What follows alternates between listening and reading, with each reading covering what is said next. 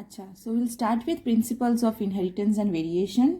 Genetics basically inheritance মানেই তো inherit আমরা কিভাবে করি, বাবা মায়ের থেকে, আমাদের অ্যানসেস্টার্স থেকে, হোয়াট এভার উই আর ইনহেরিটিং, আমরা ইনহেরিট কিভাবে করি, বায়া জিনস দিয়ে ইনহেরিট করি, তাই তো। তো এই ইনহেরিটেন্স দিয়ে পড়া মানে আমরা জিনস নিয়ে পড়ব।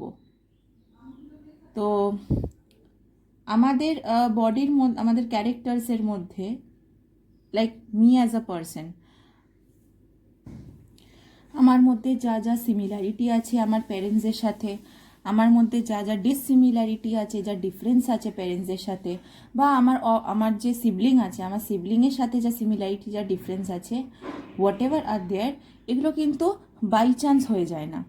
দের is certain distribution of genes. আমার বাবা মায়ের থেকে আমি কিছু জিন পেয়েছি, বা আমার বোন অন্য কোনো ধরনের জিন পেয়েছে। এই যে ডিস্ট্রিবিউশন অফ জিন আছে, সেটার ওপরই ডিপেন্ড করে আমরা আমাদের ক্যারেক্টারগুলো এক্সপ্রেস করছি।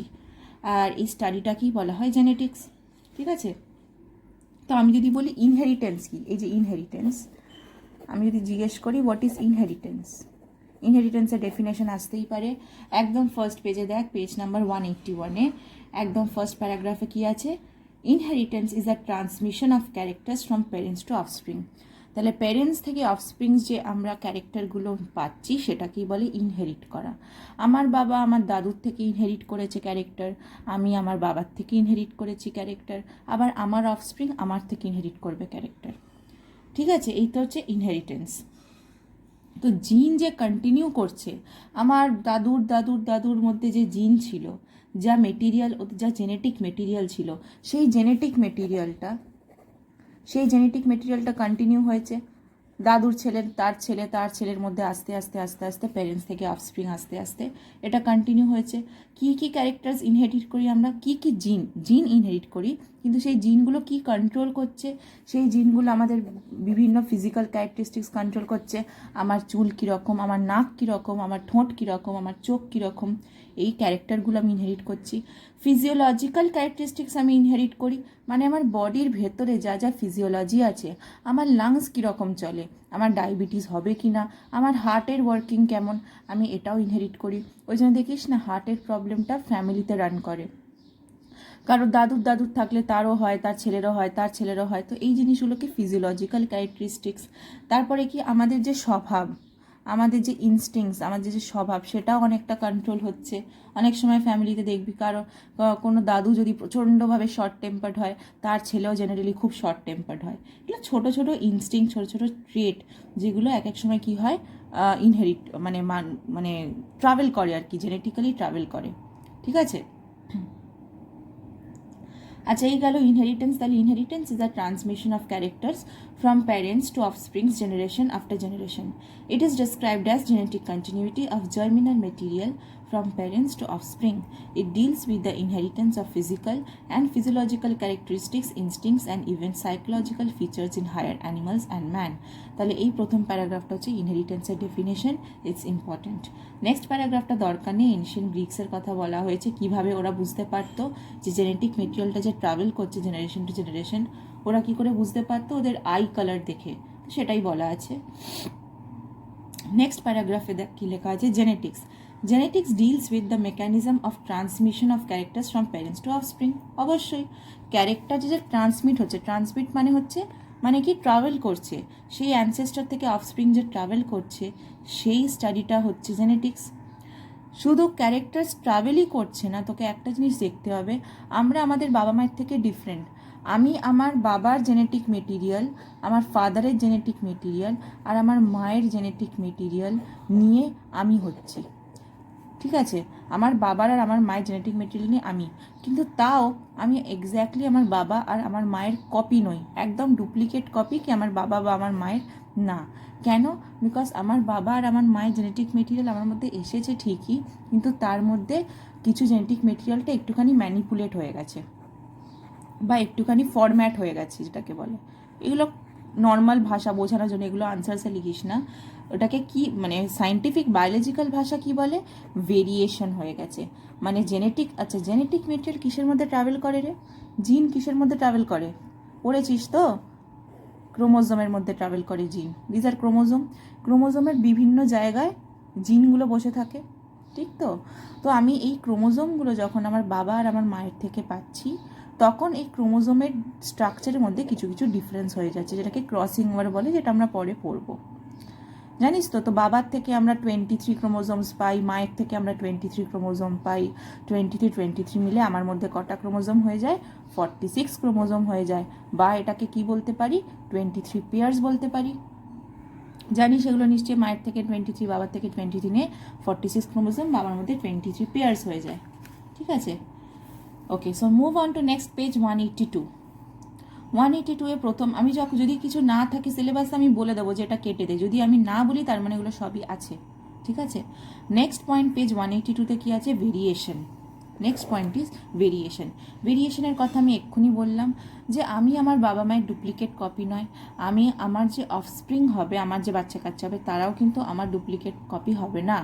ঠিক আছে? শুধুমাত্র একদম এক দেখতে তুই কাদের মধ্যে দেখিস, আইডেন্টিক্যাল টুইন হলে শুধুমাত্র তারা একেবারে সব দিক দিয়ে এক হয়।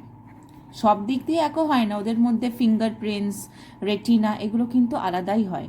জেনেটিক ভেরিয়েশন ওদের মধ্যেও আছে, কিন্তু কাছাকাছি ওরাই যায়, আইডেন্টিক্যাল টুইন্স ওরাই কাছাকাছি যায়। ঠিক আছে?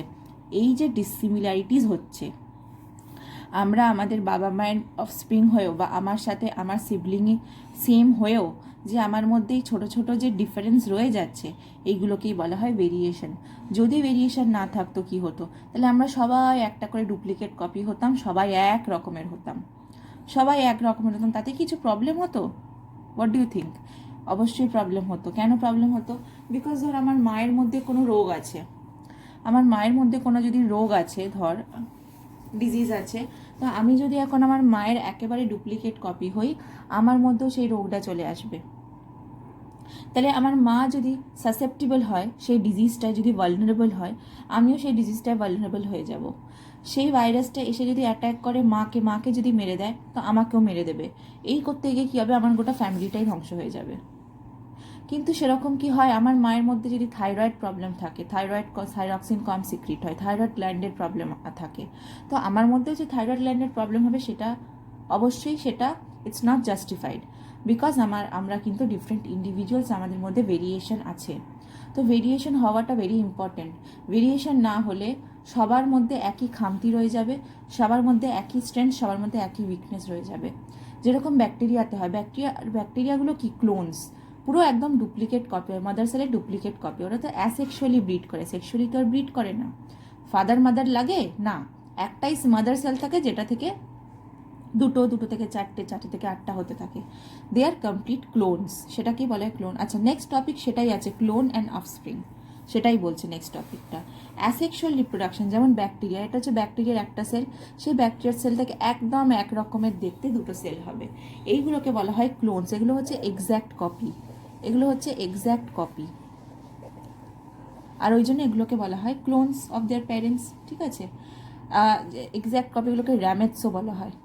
একে অপরের সাথে একজনকে ক্লোনস বলে, বাট প্যারেন্টসের রেসপেক্টিভে এদেরকে র্যামেটস বলে। ঠিক আছে? আর অফস্প্রিং কথাটা আমি বারবার আমার অফস্প্রিং বলছি কেন? Because I am a mammal. আমি যখন রিপ্রোডিউস করবো, আমি কি অ্যাসেক্সুয়ালি রিপ্রোডিউস করবো?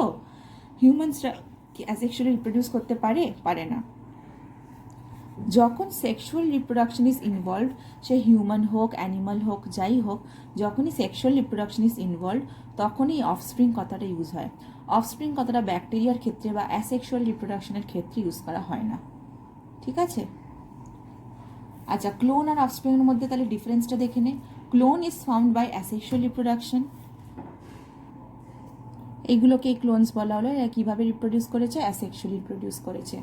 তাহলে clone is found by asexual reproduction, offspring are produced by sexual reproduction.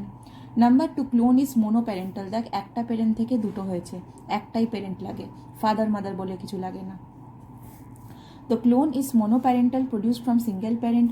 Offspring are biparental, that is produced from two parents, male and female. Next হচ্ছে clone মাইটোসিসে হয়। এটা মাইটোসিস, তো মাইটোসিস মানে কি? ক্রোমোজোম নাম্বার একই থাকে, তো মাইটোসিস মানে একটা থেকে এরকম দুটো হলো। অফস্প্রিং প্রোডাকশনে কিন্তু মিওসিস লাগে, জানিস তো?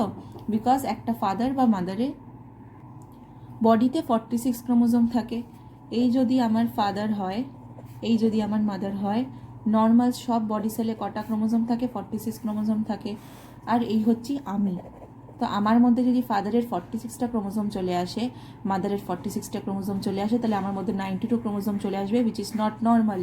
কোনো হিউম্যান বিং হতে পারে না 92 ক্রোমোজোমসের। ওই জন্য ফাদার কী করে, ফাদার নিজের স্পার্ম সেলে বা জার্মিনাল সেল বা গ্যামেটে অর্ধেক করে দেয়। 46 থেকে স্পার্ম সেলে কত পাঠায়, 23 ক্রোমোজোম পাঠায়। মাদার নিজের এগে কত পাঠায়, 23 ক্রোমোজোম পাঠায়। এই 23 আর এই 23 মিলে আমি কি হই, একটা নর্মাল হিউম্যান বিইং হই 46।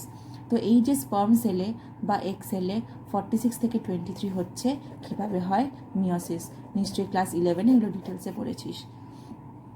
ঠিক আছে, তো এগুলো তো এখানে লাগে না, ব্যাকটেরিয়াতে ক্লোনসে লাগে না, এগুলো অফস্প্রিং প্রডিউস করতে গেলে তখনই লাগে। তো নাম্বার 3 দেখ, offspring are formed by the union of male and female gametes produced by meiosis. ক্লোনে নাম্বার 4 দেখ, recombination of genes do not occur because is no meiosis. Recombination মানে কি, ক্রসিং ওভার। এটা একটুখানি ক্লাস 10-এ অ্যাকচুয়ালি পড়েছিস যে homologous chromosome যদি হয়, হোমোলোগাস ক্রোমোজোম যদি হয়, এই পার্টটা এখানে চলে আসে আর এর পার্টটা এখানে চলে আসে, ক্রসিং ওভার হয়ে যায়।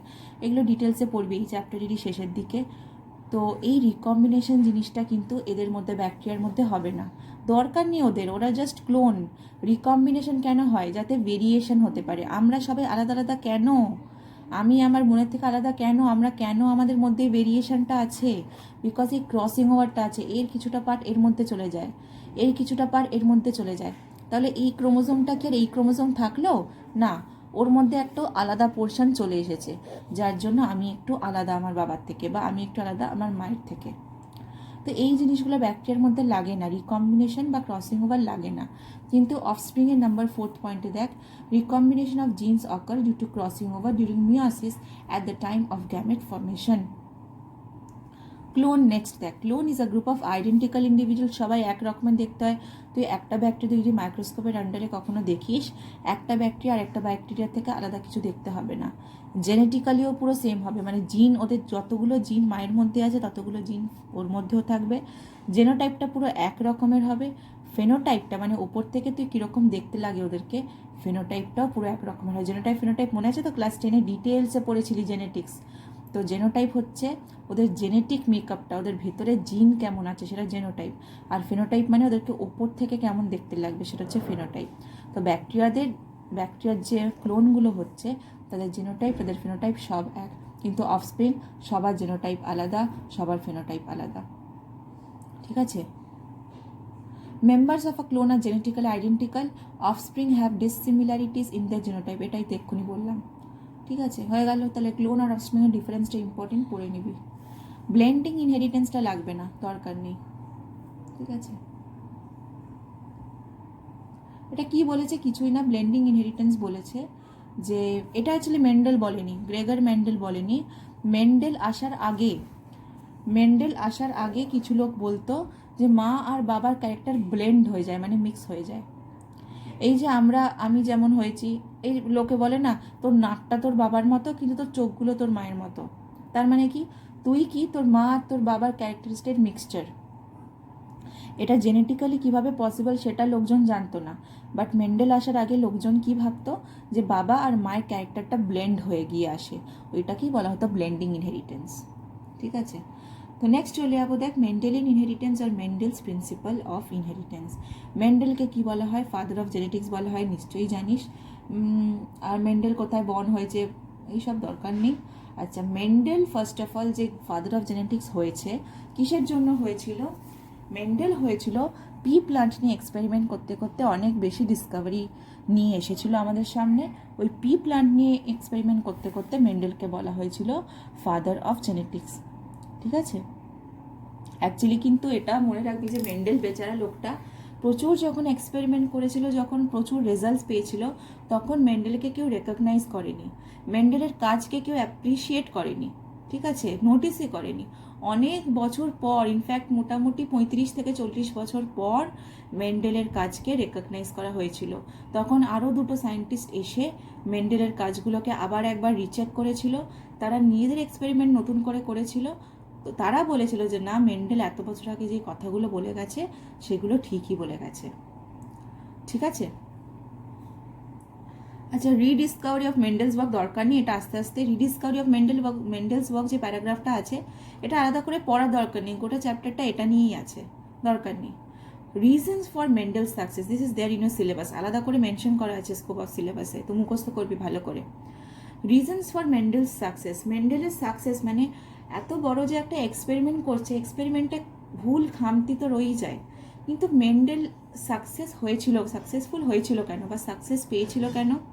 দেয়ার আর সার্টেন থিংস যেগুলো মেন্ডেলই করেছিল, অন্য কেউ করেনি, যার জন্য মেন্ডেল সাকসেসটা পেয়েছিল। যেমন মেন্ডেল যখন এক্সপেরিমেন্ট করছিল পি প্ল্যান্টের যে কোনো একটা ক্যারেক্টার নিয়ে পড়াশোনা করছিল, ঠিক আছে? মানে একটা দেখ, ধর আমি অ্যাজ এ হিউম্যান বিং, আমার মধ্যে কী কী ক্যারেক্টার আছে? আমার মধ্যে আমার হেয়ার কালার একটা ক্যারেক্টার, হেয়ার টেক্সচার একটা ক্যারেক্টার, কার্লি না স্ট্রেট, আমার স্কিন কালার একটা ক্যারেক্টার, আমার নোজ একটা ক্যারেক্টার, আমার আই কালার একটা ক্যারেক্টার। কতগুলো ক্যারেক্টার, এটা তুমি মাত্র 4-5টা বললাম, বাট আমার মধ্যে কতগুলো ক্যারেক্টার আছে। সিমিলারলি পি প্ল্যান্টের মধ্যেও কত ক্যারেক্টার আছে এরকম। পি এর সিডগুলো কীরকম, ইয়েলো না গ্রিন, পি এর সিডগুলোর শেপ কীরকম, রিঙ্কল না রাউন্ড, পি গাছগুলো কীরকম, টল না ডোয়ার্ফ, তাহলে এতগুলো ক্যারেক্টার। বাকি সায়েন্টিস্টরা কী করতো, সব ক্যারেক্টার একসাথে পড়তো, মানে গাছটাকে ওপর, মানে পুরো গাছটাকে স্টাডি করতো। মেন্ডেল কি করেছিল, যে কোনো একটা ক্যারেক্টারকে একবার স্টাডি করেছিল। মানে মেন্ডেল ধর বলেছিল আমি এখন সিড শেপটা স্টাডি করব, তো অনেকগুলো গাছ গ্রো করিয়েছিল, সেই গাছগুলোর মধ্যে শুধুমাত্র সিডগুলোকে নিয়ে স্টাডি করতো, যে এর অফস্প্রিংয়ের সিড কেমন হলো, এই জেনারেশনের অফস্প্রিংয়ের সিড আবার কেমন হলো। এই যে একটা ক্যারেক্টারকে স্টাডি করেছিল, সেটা ওকে খুব হেল্প করেছিল, ঠিক আছে? তারপর মেন্ডেল অনেকগুলো জেনারেশন স্টাডি করতো, মানে জেনারেশন মানে আমার দাদু একটা জেনারেশন, আমার দাদুর নিচে আমার বাবার একটা জেনারেশন, আমার বাবার নিচে আমি একটা জেনারেশন। তো এখন যদি কেউ শুধু দাদুর জেনারেশনটাকে স্টাডি করে বলে দেয় যে আপনার ফ্যামিলিতে ডায়াবেটিস আছে, সেটা কি বলে দেওয়া সম্ভব? না। তাকে তাহলে আমার বাবাকেও দেখতে হয় ডায়াবেটিসটা বাবার মধ্যে আছে কি না, তাকে তাহলে আমাকেও স্টাডি করতে হবে আমার মধ্যে ডায়াবেটিস আছে কি না। যদি দেখে যে না সবার মধ্যেই আছে, দাদুর মধ্যেও আছে, বাবার মধ্যেও আছে, আমার মধ্যেও আছে, তাহলে সে বলতে পারে না আপনার গোটা ফ্যামিলিতে ডায়াবেটিস প্রবলেমটা রান করছে। শুধু একটা জেনারেশন স্টাডি করে কি তুই বলতে পারবি যে গোটা ফ্যামিলিতে আছে, মানে জেনারেশনে আছে? সেরকমই বাকি সায়েন্টিস্টরা একটা জেনারেশন স্টাডি করতো। Mendel F1 generation, next generation, তার নেক্সট জেনারেশন, মোটামুটি 3টে জেনারেশন স্টাডি করেছিল, ঠিক আছে? Which help in a better result. আচ্ছা, নেক্সট হচ্ছে যা যা স্টাডি করতো, যা গাছের মধ্যে দেখতো, সিডটা কেমন হয়েছে, সিড বড় হয়েছে না ছোট হয়েছে, রাউন্ড হয়েছে না রিঙ্কেল হয়েছে, ইয়েলো হয়েছে না গ্রিন হয়েছে, সব অ্যানালাইসিসগুলো সব রেকর্ড করে রাখতো, মানে সব লিখে রাখতো, which help in his studying. অঙ্ক ইউজ করেছিল, এই যে স্ট্যাটিস্টিক্যাল রেকর্ড রাখতে গিয়ে প্রচুর অঙ্ক ইউজ করেছিল, যেটা তখনকার দিনে কেউ ইউজ করতো না। বায়োলজি পড়তে গিয়ে জেনারেলি কেউ অঙ্ক ইউজ করতো না। ক্রস ব্রিড করেছিল কাদের মধ্যে? দেখ কি লেখা আছে 4th পয়েন্টে, এই কথাটা ভালো করে বোঝ। 4th পয়েন্টে কি লেখা আছে দেখ, cross breeding was done between the parents of pure lines. Pure lines মানে কি? যার মধ্যে কোনো মিক্সচার নেই জিনের। আমি যদি একটা গাছ নিই, যে গাছের মধ্যে আই এম হোপিং যে তোদের একটু অ্যালিল সম্বন্ধে একটু আইডিয়া আছে। একটা জিনের দুটো অ্যালিল হয়, একটা জিনের দুটো, একটা কাজ কর, না হলে তুই এই পয়েন্টটা সাইডে রাখ, 4th পয়েন্ট আর 5th পয়েন্ট সাইডে রাখ, যখন পরে পড়াবো, ইনফ্যাক্ট যখন আমি অ্যালিলে আসবো, পিওর লাইন বোঝাবো, তখনই 4th আর 5th পয়েন্টটা বুঝিয়ে দেবো। I will come back to this, okay? Next হচ্ছে 6th পয়েন্ট হচ্ছে Mendel's experiments dealt with a large sample size. প্রচুর গাছ বসাতো, একটা দুটো গাছ স্টাডি করতো না, প্রচুর গাছ ওগাতো, প্রত্যেকটা গাছের স্যাম্পল রেকর্ড রাখতো আর সবগুলোকে স্টাডি করতো। Advantages of selecting P plant, এগুলো আগেও পড়েছিস। এই পোর্শনটা কেন পি প্ল্যান্ট সিলেক্ট করা হয়েছে এটা টেনে ছিল কি, বিকজ এক তো পি প্ল্যান্ট অ্যানুয়াল প্ল্যান্ট, মানে কি বছরে একবারই গ্রো করে ওর লাইফ সাইকেলটা ওখানেই শেষ হয়ে যায়, নেক্সট বছর আবার বাচ্চাবেলা থেকে আবার গ্রো করবে। তো শর্ট লাইফ সাইকেল, যেমন ওর যদি শর্ট লাইফ সাইকেল হয়, ওর ইয়াং এজ, ওর মিডল এজ, ওর ওল্ড এজ, সব কটা এজ ওর এক বছরেই শেষ হয়ে যাচ্ছে। তো প্রত্যেকটা জেনারেশন ওর প্রত্যেকটা জেনারেশন শর্ট পিরিয়ডের মধ্যেই কিন্তু শেষ হয়ে যাচ্ছে। পড়াশোনা করাটা আরও ইজি হয়ে গেছিলো মেন্ডেলের পক্ষে। Its flowers are complete and predominantly self pollinating. ওর নেচারে কী ছিল, পি প্লান্টের নেচার কী ছিল, সেলফ পলিনেশন। আমি ক্রস পলিনেশন আর্টিফিশিয়ালি করাতে পারি। অন্য একটা গাছের স্টিগমা থেকে যদি পোলেন গ্রেন নিয়ে এসে যদি অন্য একটা গাছের স্টিগমাতে দিয়ে দিই, সেটা আমি আর্টিফিশিয়ালি ক্রস পলিনেশন করে ফেললাম। বাট ওর নেচারে কী ছিল, self pollination. That is very good. Flowers are complete মানে ওর মধ্যে মেল অর্গ্যানসও ছিল, ওর মধ্যে ফিমেল অর্গ্যানসও ছিল। Because of self pollination plants are homozygous. Homozygous মানে কি, আমার জিন আমার অফস্প্রিংয়ের মধ্যেই রিপিট হচ্ছে, অন্য কারোর জিন মিক্স হচ্ছে না, সেটা হচ্ছে হোমোজাইগাস। এই পিওর লাইন যে বারবার বলছে, পিওর লাইনটা পরে বুঝতে পারবি।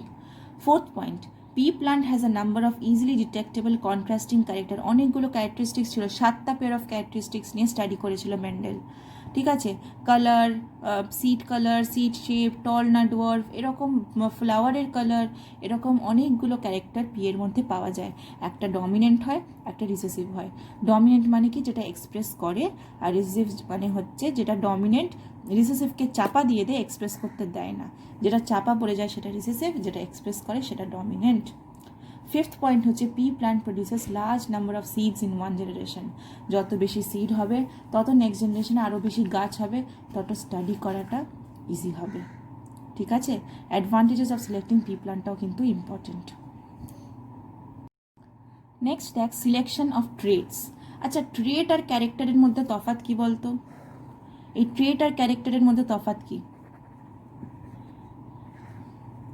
আমি যদি আমার মধ্যে একটা ক্যারেক্টার জিজ্ঞেস করি তোকে, তুই কি বলবি?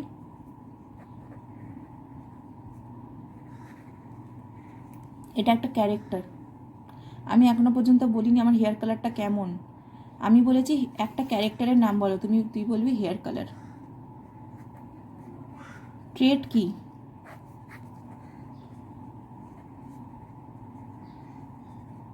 ক্যারেক্টারটা কত ধরনের হতে পারে সেটা হচ্ছে ট্রেট। এটা হচ্ছে হেয়ার ক্যারেক্টার, এটা হচ্ছে ট্রেট। আর একটা ক্যারেক্টার হতে পারে আই কালার, এটা হচ্ছে একটা ক্যারেক্টার। ট্রেট কি? আই কালার ব্ল্যাক হতে পারে, ব্রাউন হতে পারে, এটা হচ্ছে ট্রেট। তাহলে 184 ওপরে কি লেখা আছে দেখ, selection of traits. Mendel selected 7 pairs of contrasting characters and luckily all related as dominant and recessive. প্রত্যেকটা কিন্তু একটা ডমিনেন্ট ছিল, একটা রিসেসিভ। ডমিনেন্ট হচ্ছে যে এক্সপ্রেস করতো, রিসেসিভ হচ্ছে যে এক্সপ্রেস করতো না। বোঝা গেছে? ক্যারেক্টারগুলো কিন্তু লাগবে, দেখ পাশের টেবিলে লেখা আছে, this are important. Seed shape নিয়েছিল রাউন্ড না রিঙ্কেল, সিট কালার, দেখ এখানে দেখ ক্যারেক্টার ট্রেট কিন্তু আলাদা করে লিখে দিয়েছে। দেখ ক্যারেক্টারের নিচে কি লেখা আছে, শুধু কোনটাকে নিয়ে স্টাডি করছে সেটা ক্যারেক্টার। ট্রেট কি লেখা আছে দেখ, সেটা কত ধরনের হতে পারে। সিট শেপ যেমন রাউন্ড বা রিঙ্কেল হতে পারে, সিট কালার যেমন ইয়েলো বা গ্রিন হতে পারে, ফ্লাওয়ার কালার ভায়োলেট বা হোয়াইট। পড মানে কি, সিডগুলো কিসের মধ্যে থাকে, পিয়ের এগুলোর মধ্যে, এটাকে একটা পড বলে। এগুলোর মধ্যেই তো সিড থাকে, তো এটাকে একটা পড বলে। পড শেপ ইনফ্লেটেড না কনস্ট্রিক্টেড, পড কালার গ্রিন না ইয়েলো, ফ্লাওয়ার পজিশন অ্যাক্সেল বা টার্মিনাল, স্টেম হাইট টল বা ডোয়ার্ফ। ঠিক আছে, নেক্সট চলে আসবো ক্রসিং টেকনিক্স বা ব্রিডিং এক্সপেরিমেন্টসে। পেজ 184-এ ক্রসিং টেকনিক্স ব্র্যাকেটে ব্রিডিং এক্সপেরিমেন্টস।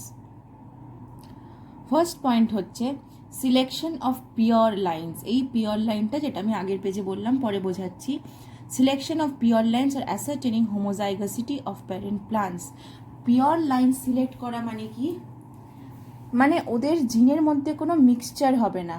যেমন ধর আমি একটা পি প্লান্ট নিলাম, ধর আমি দুটো পি প্লান্ট নিলাম, সেই পি প্লান্টটা হচ্ছে টল। যদি সে টল হয় তাহলে তার জিনের দুটো অ্যালিলি কীরকম হবে, দুটোই ক্যাপিটাল হলো। ঠিক আছে, এবার এই পি প্লান্টগুলোকে আমি সেলফ পলিনেট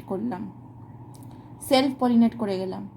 সেলফ পলিনেট করার পর আমি কি দেখলাম, যে এর যে অফস্প্রিংগুলো হলো তারা দুটোই ক্যাপিটাল টি। ঠিক আছে, যেই গাছগুলো হলো আমি আবার সেলফ পলিনেশন করালাম, এর অফস্প্রিং দেখলাম আমি যে সব কটা ক্যাপিটাল টি আসছে কিনা, আমি এটাকে আবার সেলফ পলিনেশন করালাম, আমি দেখলাম এর ক্যাপিটালটি আসছে কিনা, কেন দেখে যাচ্ছি? বাই চান্স আমি যদি সেলফ পলিনেট করার সময় আমি বাই চান্স যদি ক্যাপিটালটি ছোটোটি দেখি, তাহলে আমি বুঝবো জিনের কোনো মিক্সচার হচ্ছে, এ তাহলে পিওর লাইন নয়। পিওর লাইন আমি কি করে বুঝবো? যে একে আমি যদি জেনারেশন আফটার জেনারেশন সেলফ করাতে হবে, ক্রস হলে তো এমনি তোর জিন মিক্সচার হয়ে যাবে। আমি যদি অন্য গাছের সাথে একে পলিনেট করাচ্ছি তো এমনি মিক্সড হয়ে যাবে। তো বুঝতে পারছিস তো, ক্রস পলিনেশন করার কোনো এখানে প্রশ্নই আসছে না। আমি পিওর লাইন সিলেক্ট করব সেলফ পলিনেশন করে। কিন্তু কিভাবে? ফর সেভারাল জেনারেশনস আমি এইভাবে প্রত্যেকটা, এটা শুধু আমি টলের জন্য বলছি, এটা তো শুধু আমি হাইটের কথা বললাম। মেন্ডেল কিন্তু 7টা ক্যারেক্টারকেই এভাবে স্টাডি করেছিল, 7টা ক্যারেক্টারই দেখেছিল এরকম জেনারেশন আফটার জেনারেশন ট্রু হচ্ছে কিনা, পিওর হচ্ছে কিনা। এটাকেই বলা হচ্ছে পিওর প্লান্টস।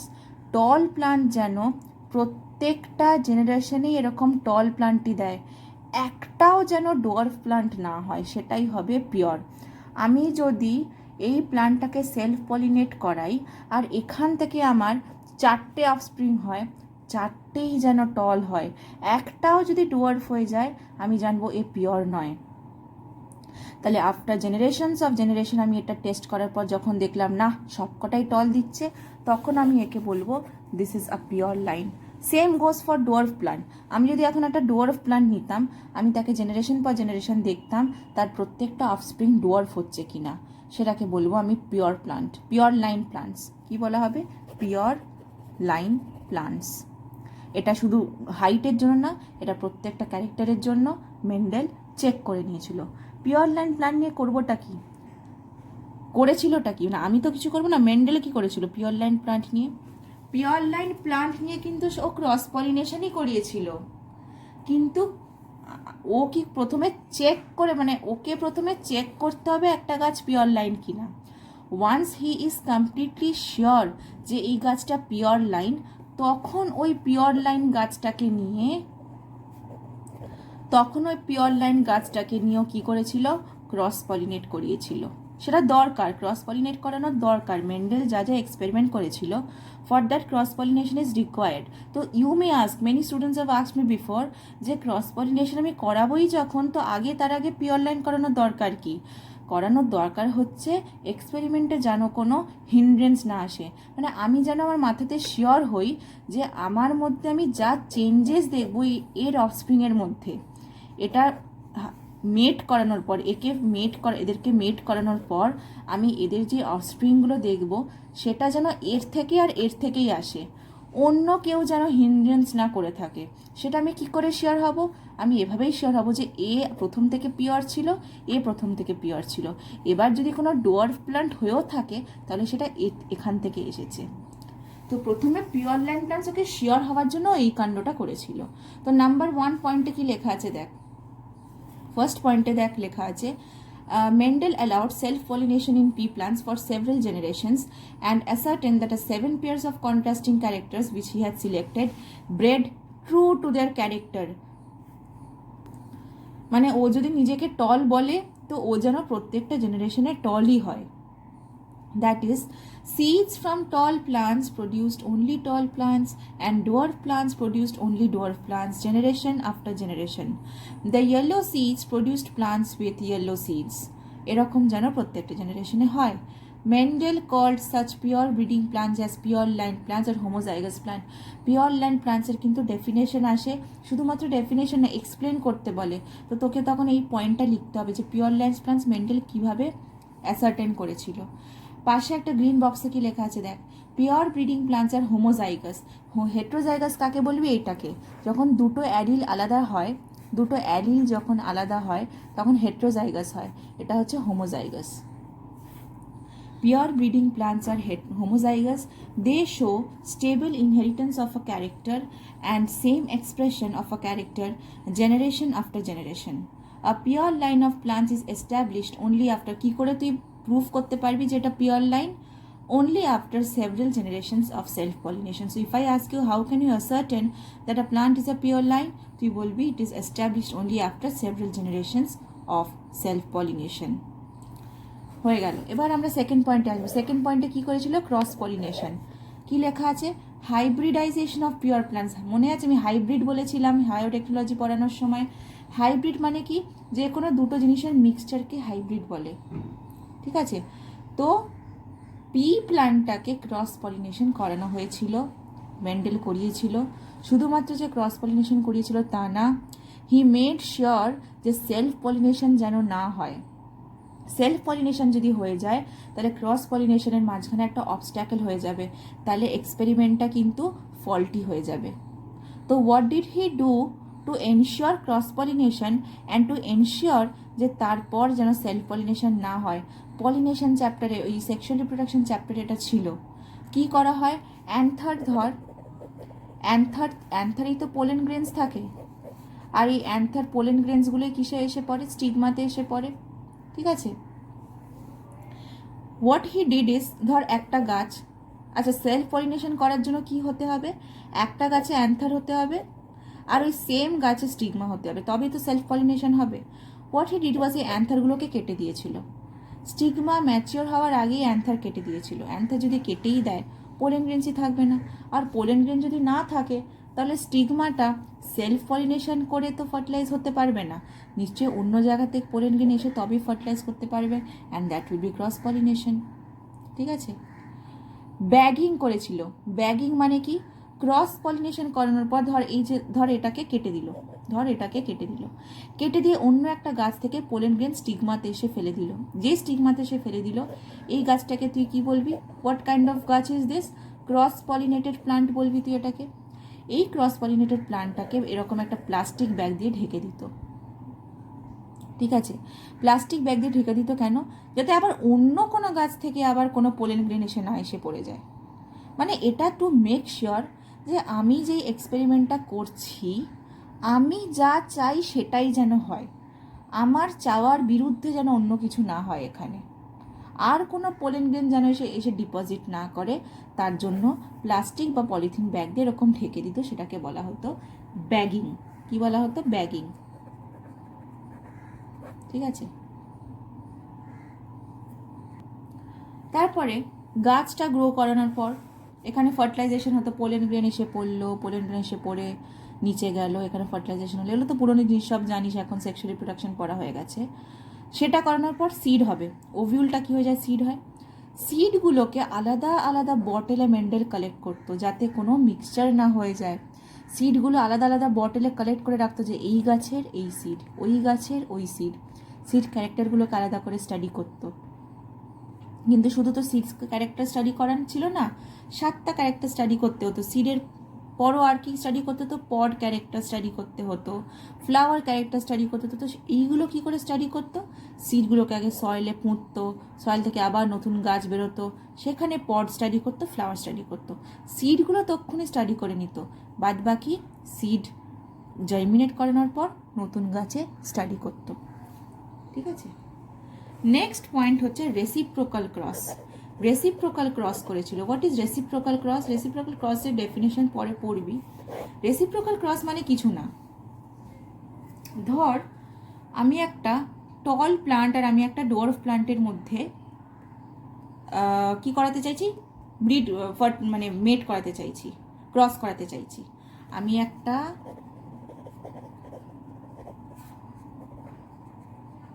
টল প্লান্ট আর আমি একটা ডোয়ার্ফ প্লান্টকে ক্রস করাতে চাইছি। সেক্সুয়াল রিপ্রোডাকশনে কি পড়েছিস, যে একটা গাছ থেকে অ্যান্থারাস পোলেন গ্রেন আসবে আর একটা গাছে স্টিগমা লাগবে। মানে কি, আমাদের যেমন আমার বাবা মা যেমন মেল আর আমার মা যেমন ফিমেল, মানে আমি হওয়ার জন্য আমার একটা মেল প্যারেন্ট চাই, আমি একটা ফিমেল প্যারেন্ট চাই, সেরকম এখানে একটা মেল প্যারেন্ট চাই, এখানে একটা ফিমেল প্যারেন্ট চাই।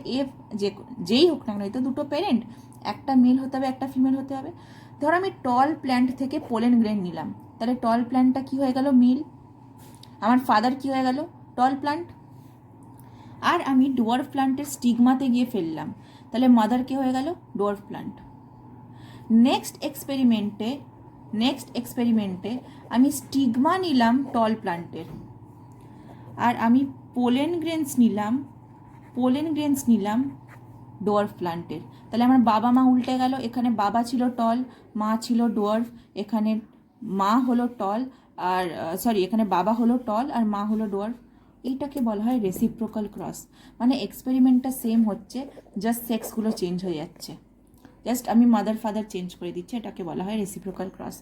তো মেন্ডেল রেসিপ্রোকাল ক্রস করে দেখেছিল অফস্প্রিংয়ের রেশিও সেমই থাকছে, ঠিক আছে। প্যারেন্টাল জেনারেশনকে P1 বলতো, প্যারেন্টাল জেনারেশন প্যারেন্টকে P1 বলতো, P1 থেকে যে প্রথম জেনারেশন পেত F1 বলতো, তারপরে F2 বলতো, তারপরে F3 বলতো, ঠিক আছে। নেক্সট পয়েন্টটা পেজ নাম্বার 185, একদম ওপরের point, third point, self breeding in F1 hybrids. এটা কিন্তু you should be familiar. Genetics যখন ক্লাস 10-এ পড়েছিলি, কি পড়েছিলি, যে প্যারেন্টাল জেনারেশন P1 P2-র মধ্যে ক্রস করাচ্ছিস, P1 P2-র মধ্যে ক্রস করিয়েছিলি। P1 P2 থেকে আমি প্রথম জেনারেশন পেয়েছিলাম কি F1 জেনারেশনে।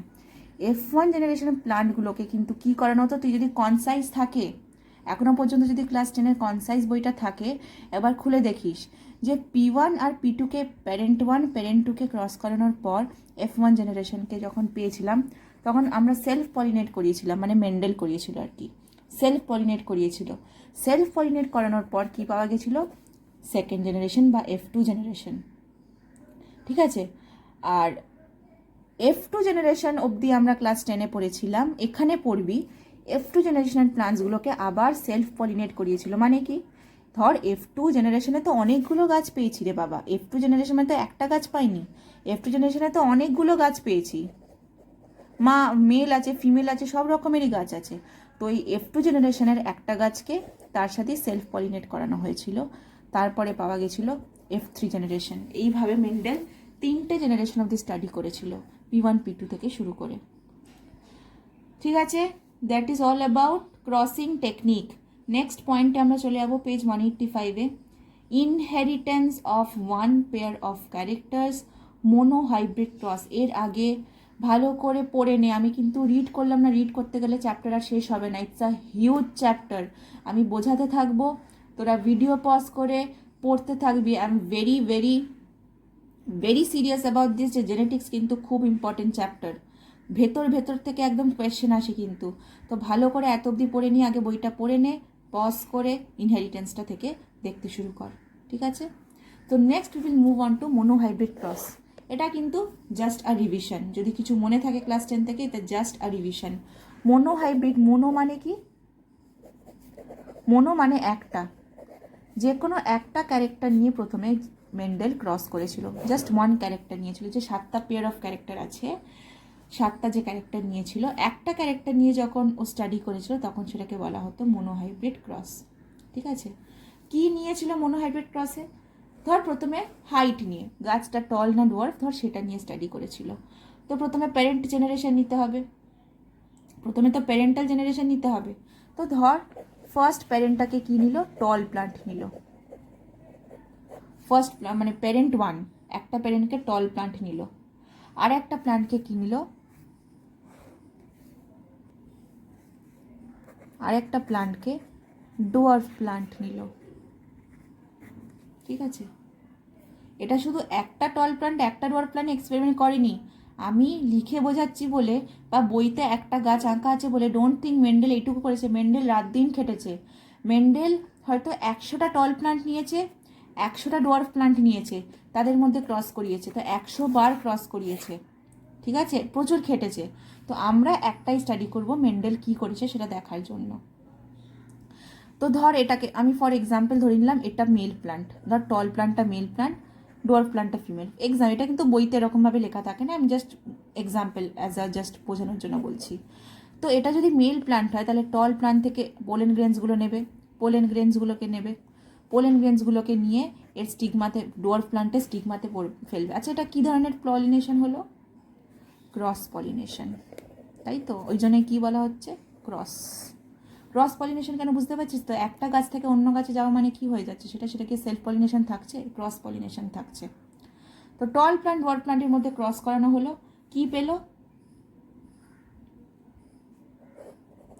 ফার্স্ট জেনারেশন পেলো। এটা কি হলো, এটা F1 জেনারেশন। কি দেখলো যে সবকটা বাচ্চা F1 জেনারেশনের সবাই কি হয়েছে, টল প্লান্টস হয়েছে, সব কটা ছেলে মেয়ে, এদের সব কটা ছেলে মেয়ে F1 জেনারেশনে কি হয়েছে, টল প্লান্ট হয়েছে, ঠিক আছে। তাহলে এটা মনে রাখতে হবে যে F1 জেনারেশনে আগের জেনারেশনে যে ডমিনেন্ট ছিল সেটাই হয়েছে। আচ্ছা ফাইন, ডমিনেন্ট রিসেসিভ আপাতত যেতে হবে না, আমি যেহেতু বইতে নেই, বাট স্টিল আমি একটুখানি এক্সপ্লেনেশনের জন্য বলে দিই। পড়েছিস যেহেতু তোর আগে পড়েছিস। আচ্ছা let me tell you something. এর আগে আমরা কি বলেছিলাম যে প্যারেন্ট প্ল্যান্টগুলোকে মেন্ডেল অ্যাসার্টেন যে যাতে ওগুলো পিওর লাইন হয়, মনে আছে? মেন্ডেল বলেছিল প্যারেন্টগুলো যাতে পিওর লাইন হয়। মেন্ডেল যদি বলে থাকে প্যারেন্ট প্ল্যান্টগুলো যদি পিওর লাইন হতে চায়, তার মানে কি অ্যালিল কোনো মিক্স হবে না, সব অ্যালিল সেম থাকবে। তাহলে টল প্ল্যান্টটা কীরকম দেখতে হবে, অ্যালিলটা কীরকম হবে, জিনটা এরকম হবে টিটি। আর ডোয়ার্ফ প্ল্যান্টটাও পিওর, তাহলে এটা হবে টিটি। টল প্ল্যান্ট কীরকম হয়েছিল, ক্যাপিটাল টি স্মল টি। কেন ক্যাপিটাল টি স্মল টি হয়েছিল? ফাদারের মানে প্যারেন্ট 1 থেকে একটা অ্যালিল পেয়েছিল, প্যারেন্ট 2 থেকে আর একটা অ্যালিল পেয়েছিল, পেয়ে কি হয়েছিল টল সবকটা F1 জেনারেশন টিটি। যদি তোরা পুনেট স্কোয়ার আঁকতে চাস এঁকে নিতে পারিস। আমি এইখানটা বাবাকে রাখছি, প্যারেন্ট 1কে রাখছি টিটি, নিচের দিকে ধর প্যারেন্ট 2কে রাখছি ছোটটি।